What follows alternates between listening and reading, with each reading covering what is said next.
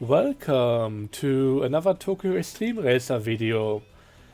We are about 2 days away from the full release of the game, and I've been waiting so long to finally play the full version.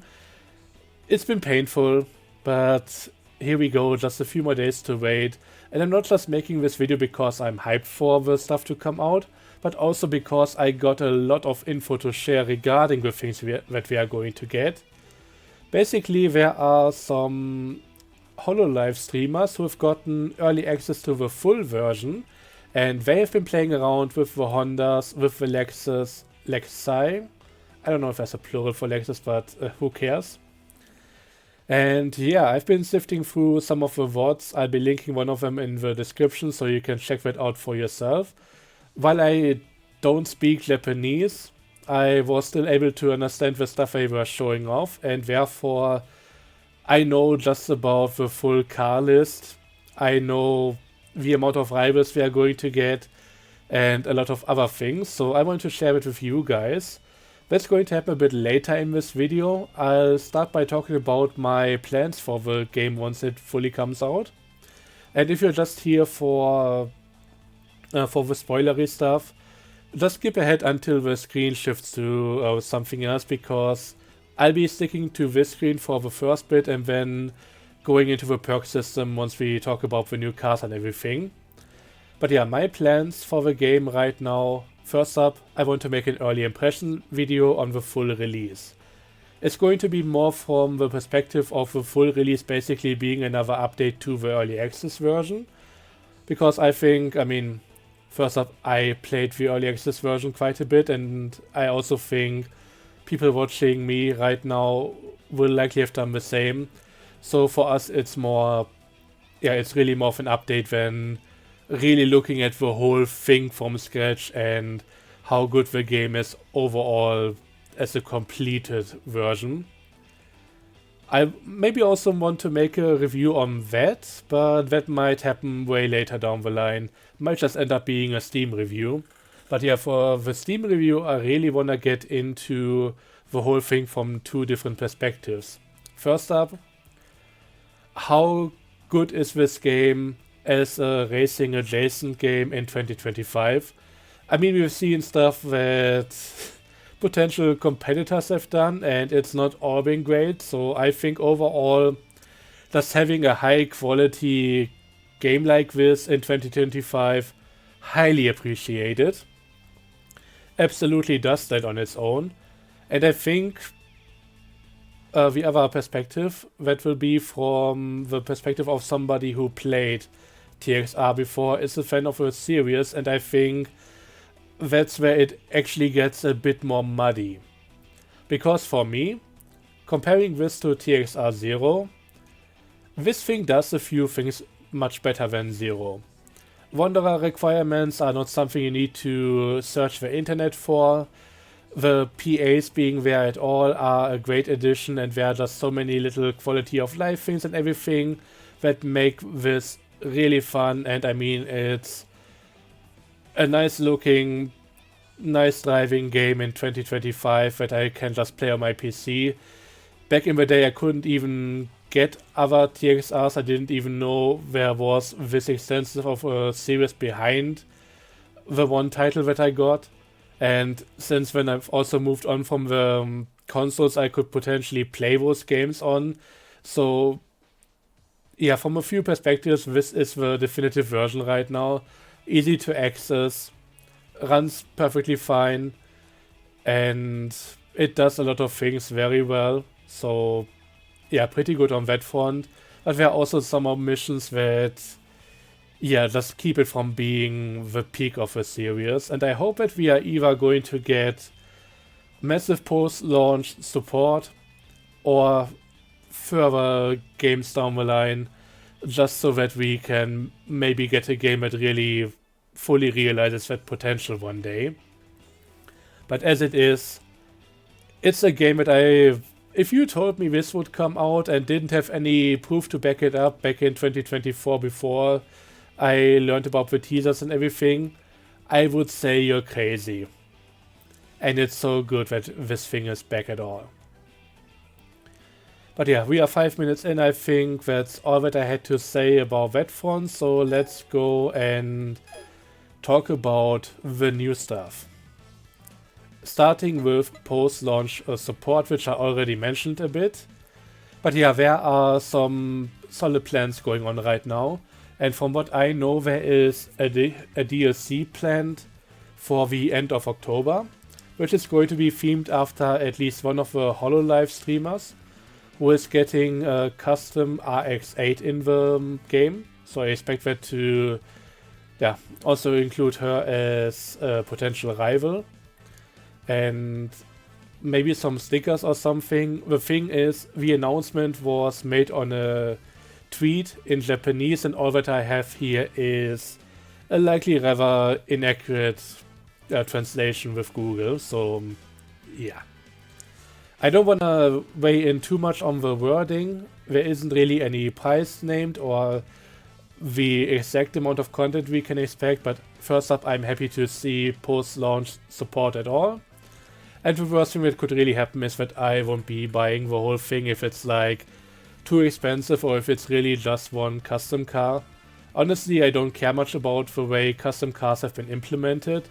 I would like to still retune them or also just give them a custom livery, but everything being stuck as it is for the rival that used to drive it, not really my cup of tea. But yeah, getting post-launch content at all is really nice. I hope there are going to be further additions like new regular cars, maybe even course expansion, that kind of thing. I mean, stuff has been hinted at a while ago.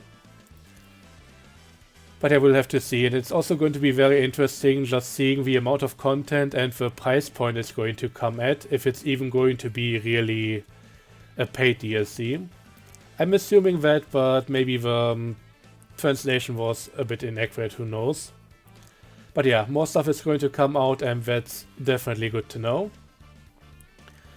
So let's now talk about the new cars that are going to come with the full version. First up, new brands, which are Lexus and Honda. Lexus is going to come in with a total amount of 3 cars, and they are all going to be part of the same tree. The last one there is of course going to be the LFA. That alone will cost you over 100 battle points to unlock, but you need to go through all 3 in order to get that one. So that means in grand total, if you're only in for the LFA, that will be almost 300 battle points, which is an insane amount. Honda, I think, has 13 cars. Most of them have been teased already, so I won't be getting into any of those. But there are still a few additions that haven't been mentioned before. First up, at the very top here, there will be a Honda Life, which I think is very similar to the Suzuki Wagon R. So yeah, that's another compact kind of minivan or microvan, whatever. So that's a potentially entry car, or entry level at least. And a bit further down the line, there's also going to be what I think is a concept car. The S660, if I remember correctly. Looks a bit like an updated Honda Beat. Maybe a tiny bit larger, but honestly, it's a car I'm not too familiar with, so that came out of left field. Looks interesting though. And at the very bottom end, we are going to see 4 Honda NSX. First up, the NSX Type S Zero, which is one of the older ones with the pop-up headlights. I mean, that's like a legendary version of that, so really happy they went with that one in particular. There's also going to be an updated early 2000s version with fixed headlights and 2 more modern versions from the latest gen. One seems to be pre and the other post facelift. They look a bit different from each other, but nothing too crazy, so I don't really know exactly. They didn't strike me as too dissimilar from one another, but yeah. There were a few differences. On the top end for Nissan, we are going to see 3 different versions of the R35 GTR. So yeah, one of them is going to be once more pre-facelift, the other one is going to be post-facelift, and the third one seems to be a pre-tuned version that seems to have some restrictions on what you can do to it.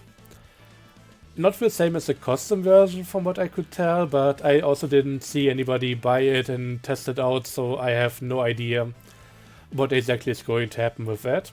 I might avoid it, I might also just try and get enough money to buy it, although that's like 20 million, so good luck with that. But yeah, some of the cars are going to be very expensive and likely also take a long time to even unlock with all the skill tree stuff that's going to happen. Nissan is also going to get the 240Z from the early 70s, and funnily enough, that alongside the 70s Skyline is on the lowest tier, or yeah, it's at the very bottom of the unlock tree, so that's supposed to be the real endgame stuff. I can only assume that's gonna have to do with engine swaps, which have been confirmed. But yeah, that's gonna be very interesting to see how that's all going to work out. But yeah, so much for Nissan. Let's talk about Toyota. And honestly, this is kinda painful for me because I think Toyota is currently one of the brands that's really underrepresented here. I mean, Nissan could also do with a few more additions, but I think they got a solid baseline up here and that's alright. But Toyota, I have a few wishes that I would have loved to see in this game, and none of them are going to make it in the game unless there are more additions later down the line. So for the full release, from what I've seen from the HoloLive streamers, Toyota is going to have 15 cars.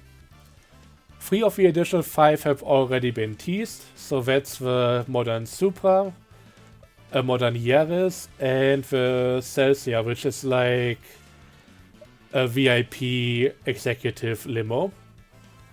So those are all pretty good, but that leaves 2 cars unaccounted for, and it's some that we found in the data mines quite a while ago. It's going to be the FG Cruiser. I might be blanking on the correct letters in front there. But it's basically the car that you see in GTA 5. The one that Jimmy gets from Simeon and later is crashed back into Simeon's dealership. Basically the same thing that we are getting here. The other one is the Velfire, which is a large van. Fits in pretty well with teams like Rhythmbox, who are all using larger vehicles, and yeah, feels right at home there. But yeah, in terms of the iconic cars that I was really looking forward to, we don't really seem to get any of those. And to give you an idea what I'm talking about, in no particular order, 2 generations of MR2, the MRS, the Aristo, Altezza, Sora, Shelly cars, both the GT4 and the front-wheel drive version of that, plus the gen after. Those would have made for some fantastic additions, and sadly, none of them are going to happen here, it seems. I doubt there's going to be anything beyond what we've seen the HoloLive streamers play. Could be the case, but I sincerely doubt it. Okay, on to other brands now. I don't think Daihatsu, Mazda or Suzuki are getting anything more. Subaru is getting another WRX, I think from 2021. And Mitsubishi is the one that I'm also feel quite pained by, because that's also not getting anything more. So we only get 4 Mitsubishis, 2 Lancer Evos, the GTO and the Eclipse.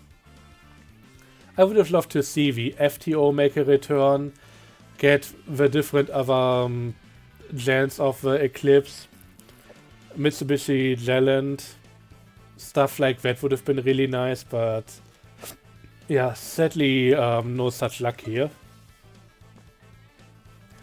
But yeah, that's all we get in terms of cars, and from what I've seen, we are going to keep the same starter cars.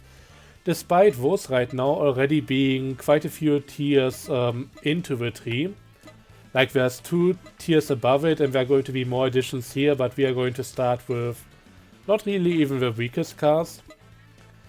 So, I don't know, this is another thing that feels a bit weird. And it seems like they keep the whole thing about the Corolla 11 not being available from the start. You'll just have to unlock it first and then buy it, despite the Sprinter Trainer being kind of the same thing there, apart from minor differences. Anyway, let's move on. For power tuning, I have no idea how high it's going to go. I've seen some things being at level 6 or so. I mean, for some reason I have level 6 power unit here as well, even though it's not really available right here. Who knows? So some of it might be weird, but the important thing I want to focus in on, we've also gotten additional achievements. They are actually already live on Steam, so you can check them out for yourself. And there is one about reaching 450 kilometers as a top speed, which is even more insane than stuff that we could do in TXR Zero. So I expect there to be quite a bit of power creep, which is gonna be interesting. Some of it might come from engine swaps, but who knows? Might also just be that we are getting quite a few more things down the line here. I mean, right now with around 400 horsepower, it's not really all that amazing. So I hope there's gonna be a few more additions in that regard. Also gotta say, we are getting around 450, 460 rivals. So that's the total amount. That's not the addition, that's just how many there will be in the end. And that means that the last stage that we are getting, and it's also supposed to be only one stage, is going to contain more rivals than what we had in the rest of the game up until that point. So that feels maybe a bit overloaded. I don't know how they are going to split this up to make sense. But yeah, there are potential ways to deal with that. And I hope there are going to be multiple stages of additional tuning parts unlocked through that. But yeah, keep in mind, over 450 guys, that also means by just beating every single one of them once, you are going to get... Oh god, how much is it? 1300 points or something. So while some of the car unlocks and everything are going to be very expensive and might just need you going into a second playthrough with New Game Plus or that kind of thing, there are going to be a lot of points that you can get over the course of a single playthrough without grinding, and I hope it's gonna be enough so that you can unlock at least some of the later game stuff. I've also seen the driver perk system being extended quite a bit, so this might be going to somewhere around here. I didn't really count through it, but it seemed like there's more things going on than what we have seen over here so far. So I expect there to be quite a few more additions, and even if it's just higher tiers of existing perks. I don't know if there's anything completely new, but yeah, just judging by the votes and not being able to play through that, there was only so much I could get from all of that. But yeah, I think that's most of the stuff here. Oh yeah, one more thing. I kept a close eye on the tuning stuff, and I gotta say that's quite the disappointment. From what I've seen, there are no new tuning categories. We're not getting any headlight tuning, no grille tuning, no options for side mirrors or that kind of thing. That's all the same as it is. No white bodies either. And while I've only seen the details on the R34 Skyline, it also only had free aftermarket option. So while the devs have been drumming up hype for all the additional brands in this game, they don't really seem to amount to too much. And there are a few examples already that I've seen where basically the parts that would be coming from those guys, from those additional tuners, are basically already in the game, but they just were marked as a Genki Racing project over here.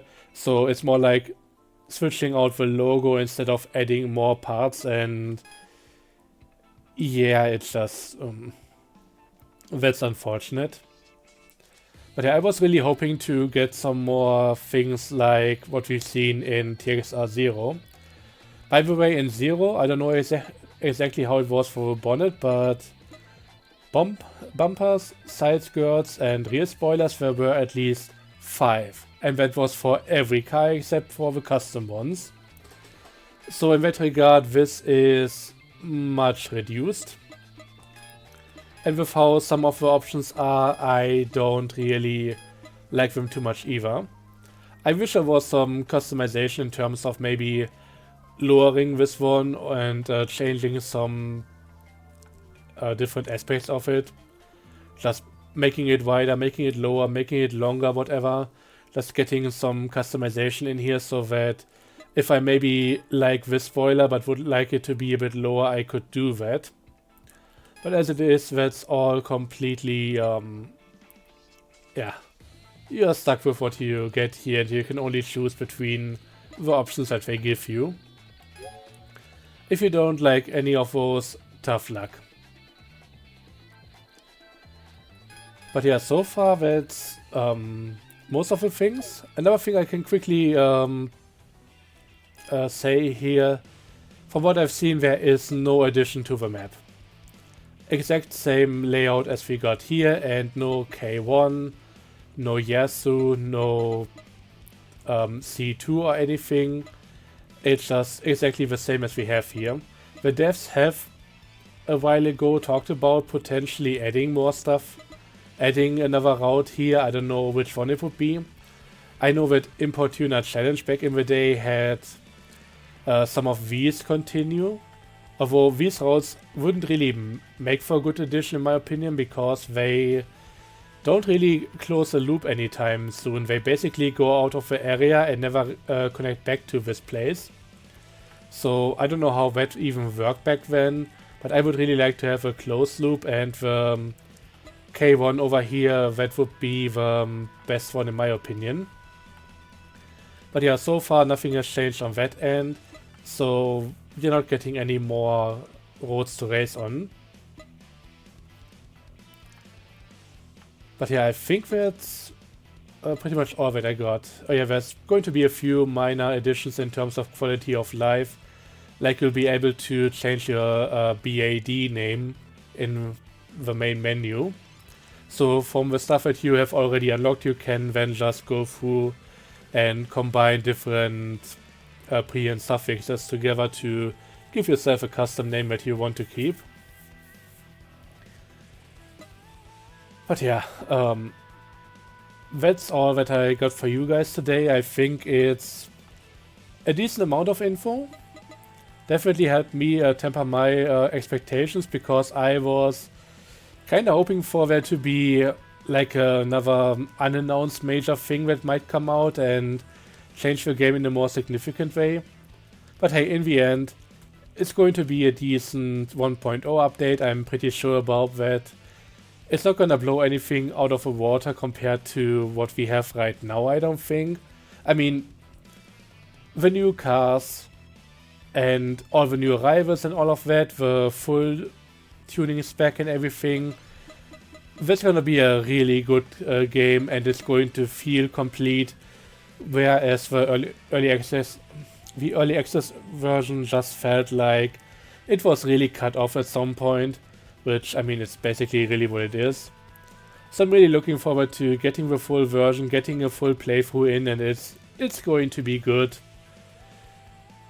But yeah, I was maybe hoping for something larger than what was really in scope here. But yeah, let me know your thoughts and opinions on the matter. I'll be back with the full version in a few days, and then we are going to get into a full playthrough, and it's gonna be so good. Until then, as always, have a good one, and see you next time. Bye bye.